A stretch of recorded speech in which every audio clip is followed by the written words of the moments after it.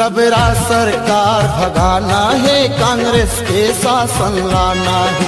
लबरा सरकार भगाना है, कांग्रेस के शासन लाना है।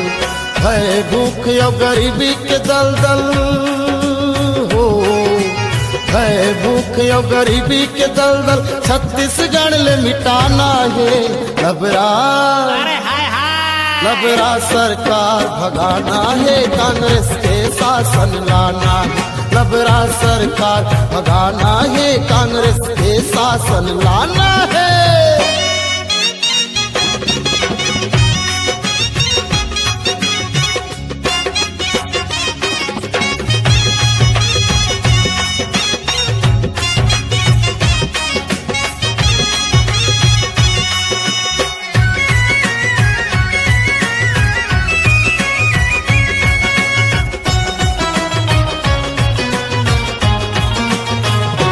साढ़े 4 साल की राज माँ, हजारों मरीन आदिवासी। घर जर गे गाँव उजर गे, भाजपा लावत हासी।